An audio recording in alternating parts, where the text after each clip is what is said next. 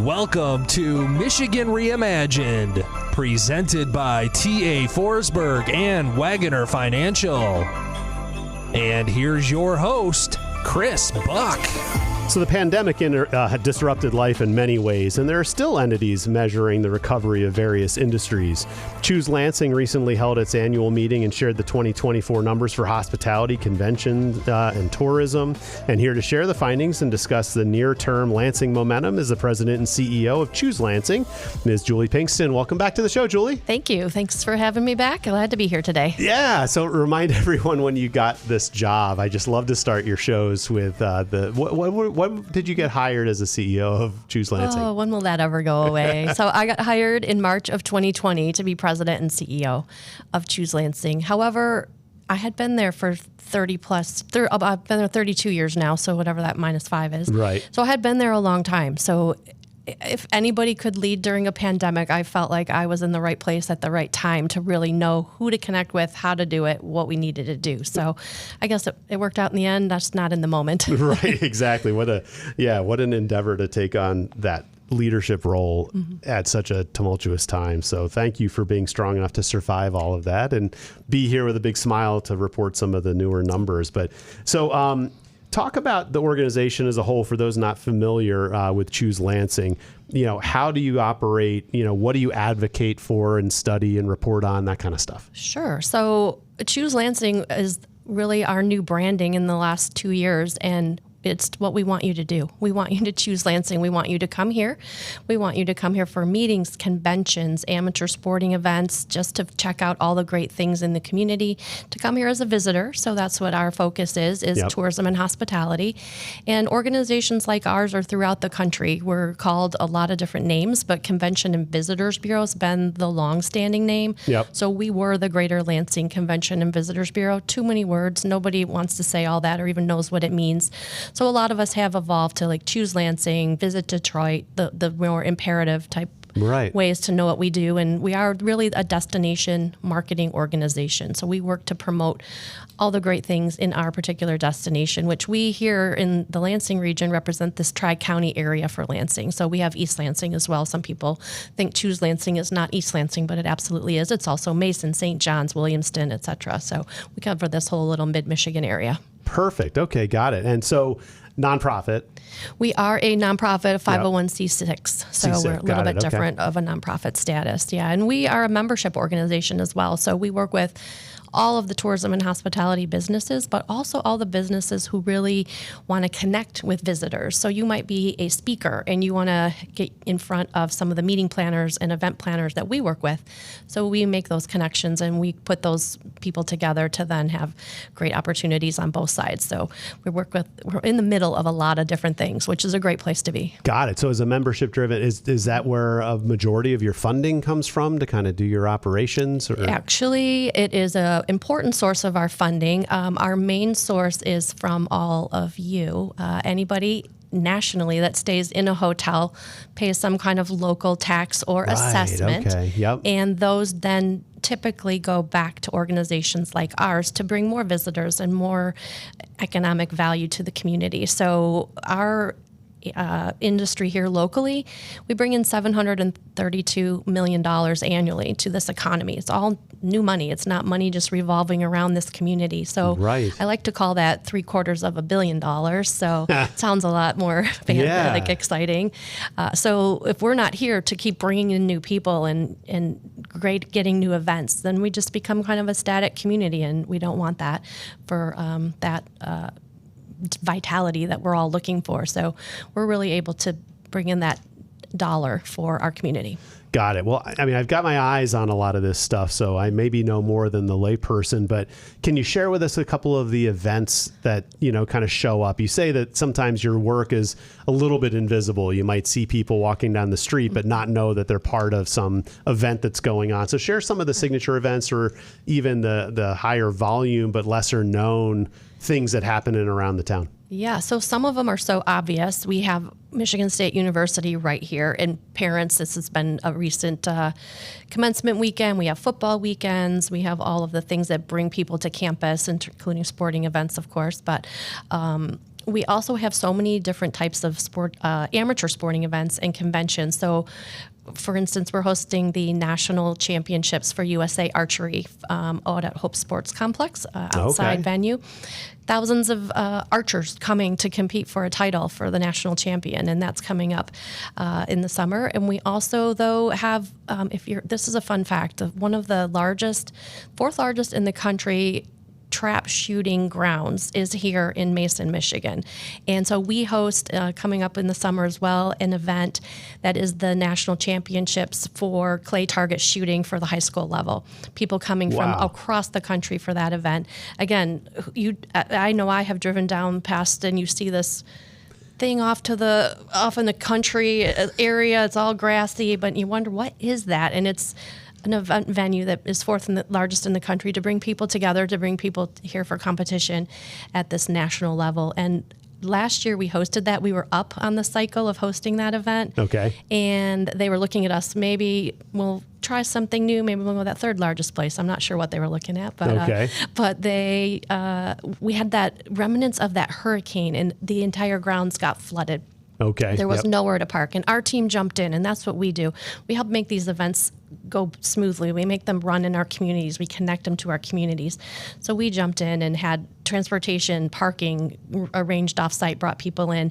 So that RFP that they were going to put out, they did not, and we have them now confirmed until 2030. So wow, yeah. Okay. So it's all those things that we bring the events here, but we also take care of them while they're here. And so we do that for events like Michigan Dental Association or the Michigan Safety Conference, all those type of convention, trade association events. Right. So those are, but family reunions, people coming here for social opportunities.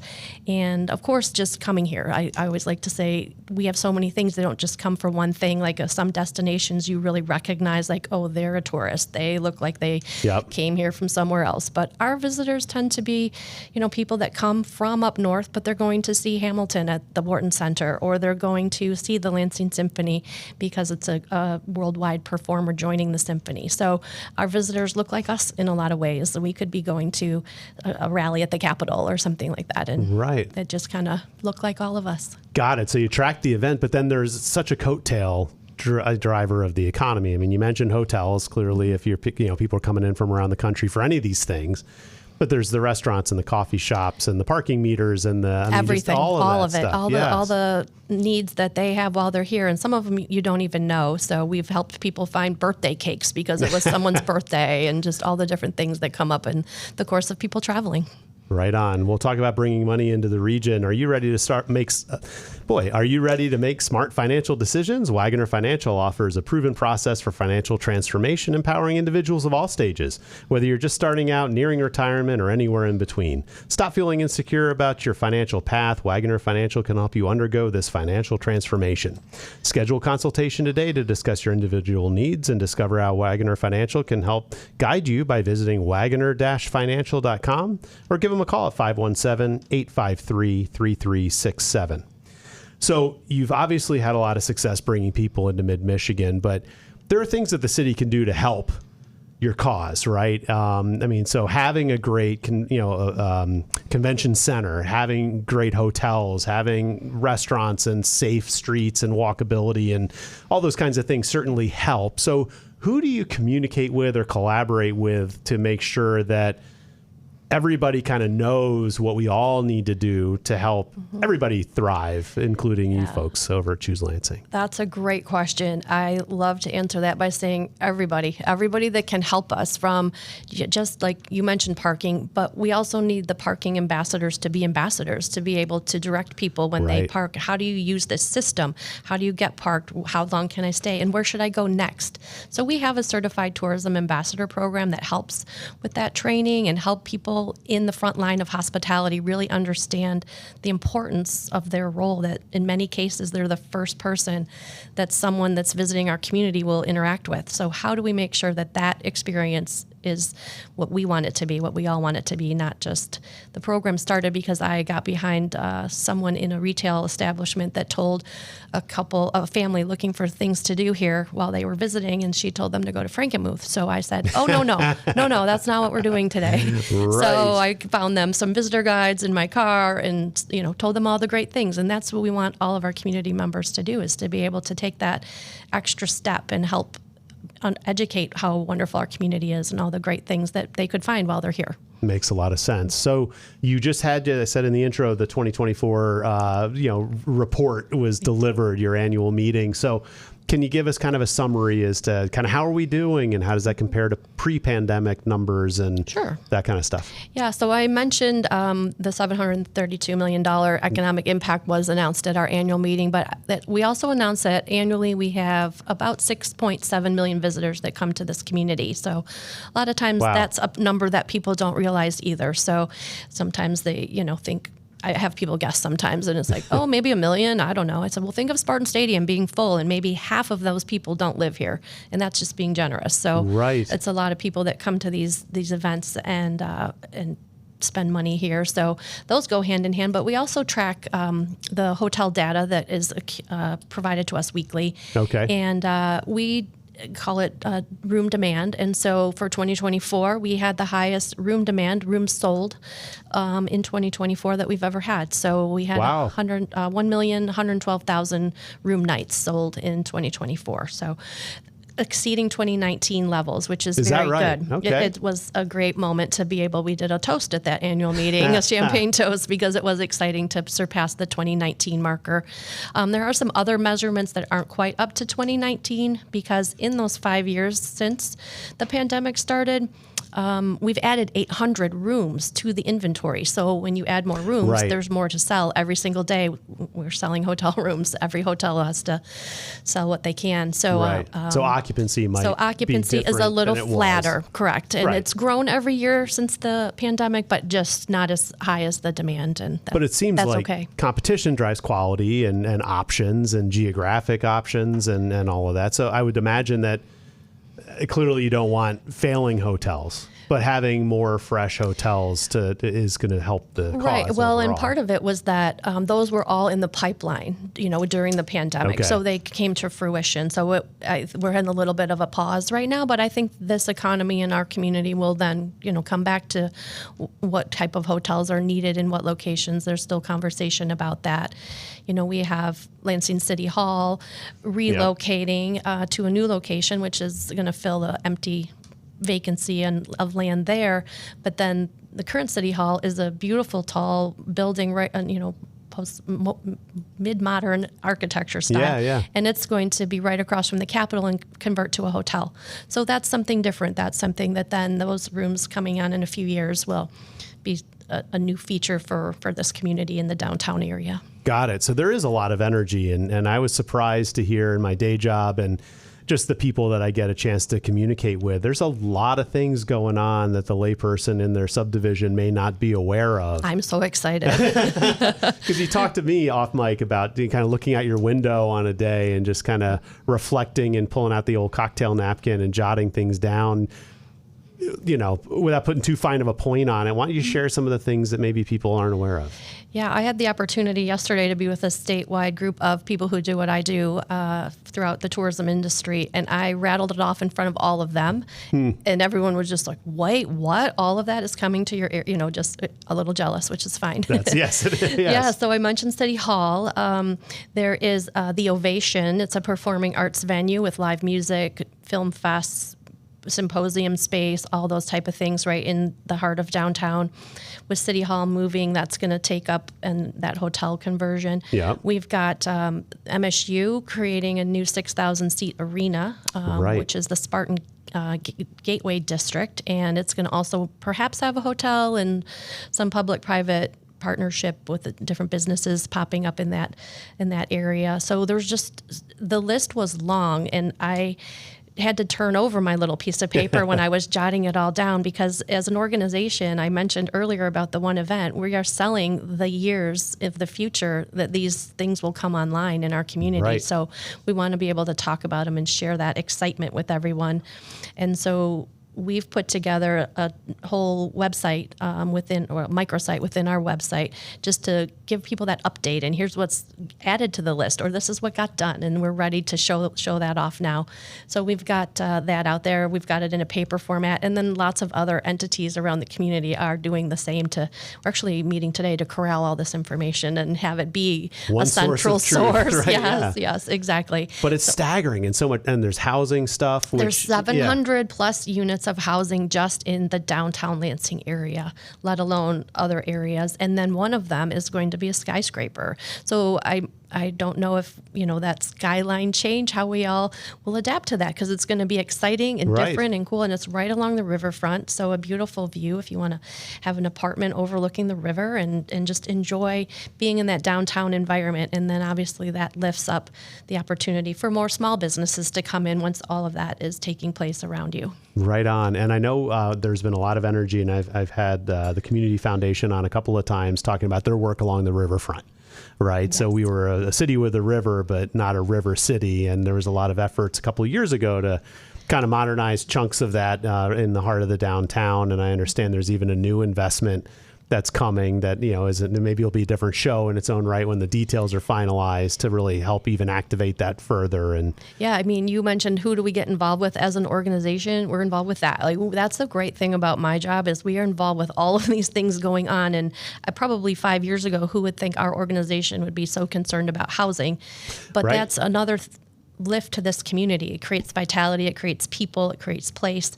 And so we want all of that to happen. And so we keep promoting it. But the riverfront is an asset that we just need to take advantage of. The steps that have been done, we're very lucky to have that good foundation now just to build upon that and take those next steps. The Branky Fish Ladder, which is a salmon run, is going to become an entertainment venue with a beautiful park around it. The activation and programming of that area, so there'll be concerts and music and places to just go out and eat lunch on the riverfront. We're going to make all of that move forward in the next year or two. So it's a lot of things coming together all at once. And that's what I tell people.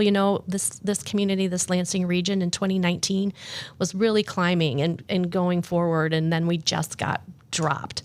And I don't think other communities got dropped as hard as we did. When you have lakes and lake shores and things like that around the country, or mountains and places to go that people were looking for. At that time, we want people to come together. We want people to be together. Right. And so that's where we've been slower to now catch back up and be where we need to be. And I think we're definitely seeing that happen.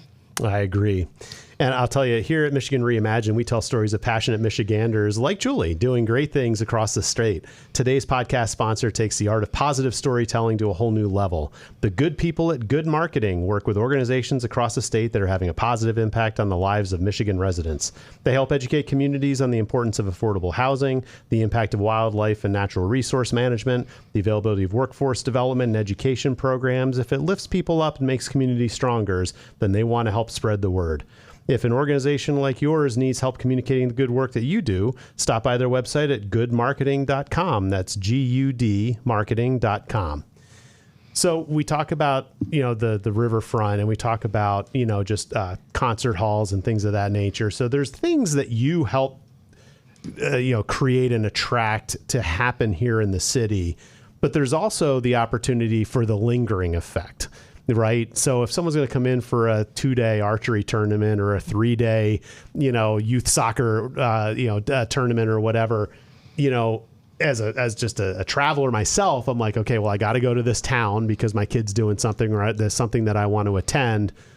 So what else is going on there? And you start kind of looking around and trying to find things to do. And so you turn a 2-day trip into a 5-day trip. Do you measure any of that kind of stuff? Or can you share even anecdotally the value of having Lansing be more cutting edge than it maybe was 20 years ago to help, drive that? Yeah, that definitely happens. People get this one experience with us for a tournament, or they come in as a a dental hygienist and think, oh, I could bring my family back here and we could go to the History Museum of Michigan. We could go to the Capitol and really absorb into the community and learn more about the state. I think my best example is every other year we host an event called Odyssey of the Mind, and they bring in 8,000 student competitors from all ages, from about 7 years old to college age teams. And they come into campus, Michigan State University, and they compete on a creativity festival. This is the World Finals. They've made it through all their state championships, local championships, come here for the World Finals. So that's 8,000 competitors. They all have friends. They all have families that join them. And they come for this competition. But they also some of them have become future Spartans. They've turned, taken their experience on campus and become a Spartan because they enjoyed that so much. And we've seen that also, just that presence that the university has of people wanting to then go there. We host about 8 or 9 of the Michigan High School Athletic Association championship level events. And so again, those athletes coming into Breslin Center and just being a part of that atmosphere. So that's a great anecdotal kind of thing that we have seen. But we are, I think, as a destination for Michigan, at least, we're 90 miles from 90% of our state's population. So we are an easy drive in, drive out. So that's some of it. But maybe the extended stays aren't as much for people that are nearby, but then they come here and they're like, oh, we're going to come back again next month because we didn't go to Impression 5 that now has a new exhibition that's opening the next month. So people coming back and forth more often is definitely what we see as well. And if you didn't know, Impression 5 is the #1 children's museum in the country, voted by Newsweek magazine. Oh my goodness, FYI. I didn't catch that. Yeah, that's a great one. I love sliding that one in. Yeah, how about that? Wow, okay. So he's been on, Sure, Eric Larson. Eric Larson has been on the show before, and so I'll need to bring him back and have so they always do story. a new exhibition. So they have Dinosaur Explorer starting in May, goes all the way through September. Okay. And so that's another way, like, oh, we've been to Impression 5. We went there last year. But if you're coming from, Charlevoix, you think, oh, well, this sounds like kids love dinosaurs. Let's come back there. We know it was a great experience. And we know we could then maybe go to the Lansing Lugnuts and put all this together into a fun weekend. Right on. All fantastic stuff. I mean, so you mentioned that you've got this micro section of your website that has the developments, and then we've also shared your 2024 report. Where can people find those 2 bits of information? Yeah, so they're all on Lansing.org. The future information is right on the front page. Just scroll down a little bit, and then the annual report's under the About Us, and they're year-round. So you can always find out more from us on all of our social, too. We're everywhere. I love that our team works so hard on SEO because we pop up first for most things you just Google. You Google Lansing, you'll probably find us. Right on. But Lansing.org is the website, which is super easy to remember. Keep it simple. Right. And then choose Lansing as the organization. Just search that and you'll find that in the social handles anywhere you look. Fantastic. Well, we've been speaking with this president and CEO of Choose Lansing, Julie Pinkston, probably the greatest advocate for the mid-Michigan region, and it looks like your work is definitely paying off. So thanks for sharing some of the stats. And I look forward to talking over the next 36 months as we see all these developments come to fruition. I would love to. Excellent. I'd love to give a final shout out to all of our loyal sponsors, the Forsberg Real Estate Company, Wagner Financial, Triterra Environmental, Good Marketing, Keller Williams Advantage and Team, Michigan Rise, the attorneys at Foster Swift. All great people doing excellent work in our community. And if you found the show as a one-off, I want to remind you to follow and subscribe to Michigan Reimagined on YouTube, Facebook, Apple Podcasts, Google Podcasts, Spotify, iHeartRadio, and pretty much anywhere you find your podcasts. This is Chris Buck signing off for Michigan Reimagined.